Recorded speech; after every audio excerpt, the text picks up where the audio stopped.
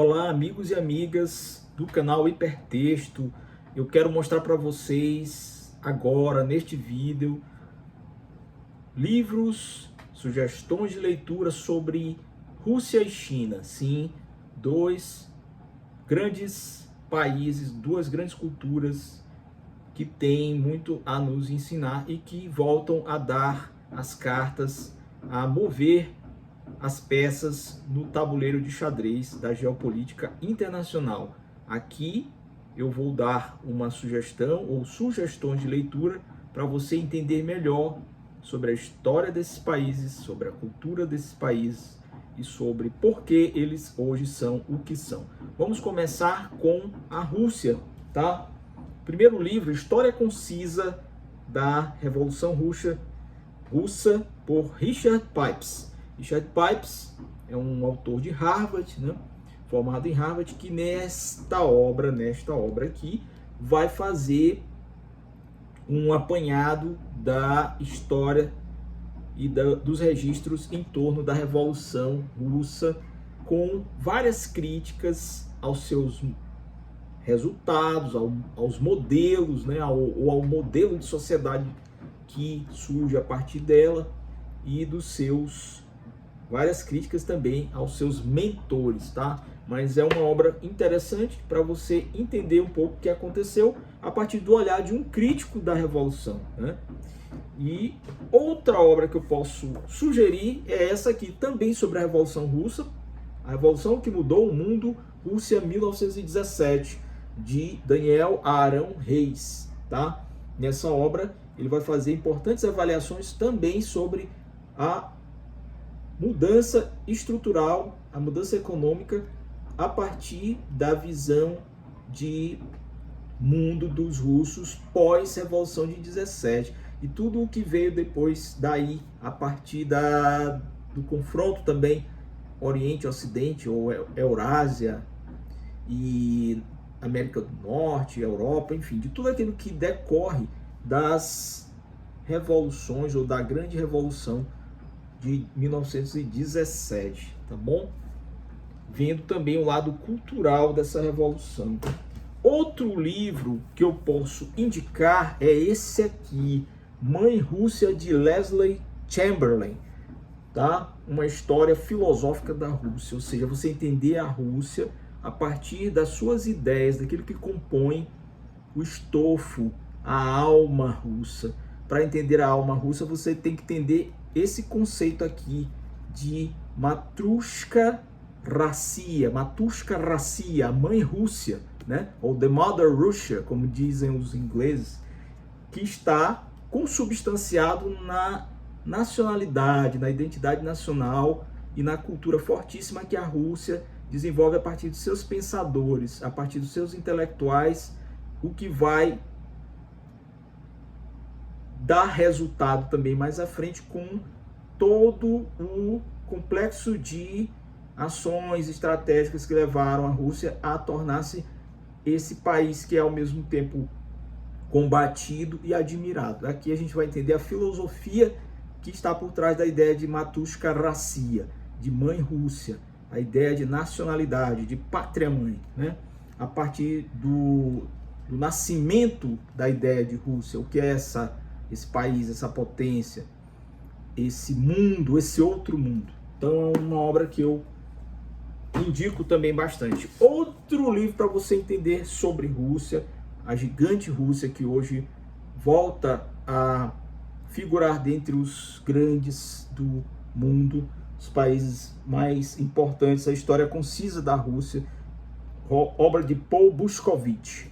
Essa obra também é uma boa referência para quem quer entender melhor a história da formação da Rússia, desde os czares até os nossos tempos, para você entender a questão econômica, a questão social, a questão cultural, a questão literária, passa por esse autor aqui, que é muito interessante. Erudição e didatismo ao mesmo tempo. Uma outra obra que eu gosto demais e que eu sempre recomendo é a do Orlando Figes, Uma História Cultural da Rússia.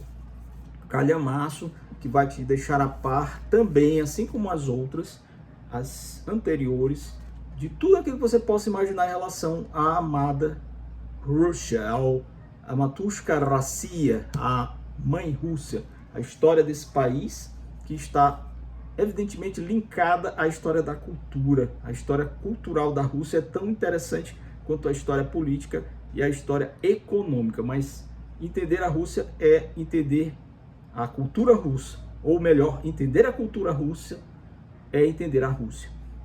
Então fica aqui essa sugestão. Já sobre a China, eu quero começar com esse livro aqui. A China venceu? É uma pergunta, tá? A China venceu? Kishore Mahbubani, 33 anos de diplomacia, deram o aval para que este autor pudesse decifrar algumas das questões que levaram a China a chegar ao patamar que ela se encontra hoje, tanto estruturalmente quanto economicamente, e mais ainda a estratégia de produção, de consumo, de expansionismo através do comércio. Então ele vai fazer uma série de indagações em torno do que era a China e do que é a China hoje. Daí a pergunta: a China venceu essa oposição, né, entre Ocidente e Oriente? Na mesma leva, no mesmo sentido, essa obra também é interessantíssima, A Nova China, para além do socialismo e do capitalismo, do Yu Jin, que é uma economista que estudou fora da China, é chinesa, mas estudou fora da China. Então ela tem tanto a visão interna quanto externa. A formação dela permite fazer uma crítica interna a partir da visão do Ocidente e uma crítica do Ocidente a partir da visão da China. E assim tentar entender, tentar decifrar o enigma de como é que a gente entende a China, desse novo paradoxo, ou esse novo paradigma econômico-social, que seria o quê? É um capitalismo? É um socialismo? O que é isso aí? Ela vai perguntar. Outra obra para a gente entender melhor esses dois gigantes é China, o socialismo do século XXI, obra dos autores brasileiros Elias Jabbour e Alberto Gabriele.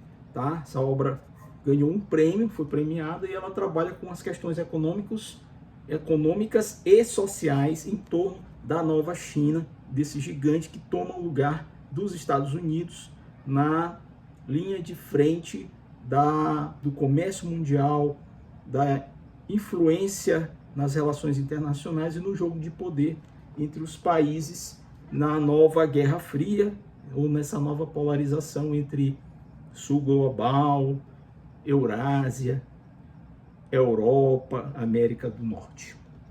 Uma obra também para entender. Inclusive ele desenvolve aqui algumas ideias interessantes para entender essa manobra chinesa no mundo atual. E por fim, para fechar, um clássico. Esse livro aqui é sempre recomendado nas formações de diplomatas, nas formações dos estudantes de Relações Internacionais e Ciência Política. É um clássico do chanceler, do diplomata norte-americano Henry Kissinger, sobre a China, um homem que andou, circulou dentro dos salões do poder mundial, conheceu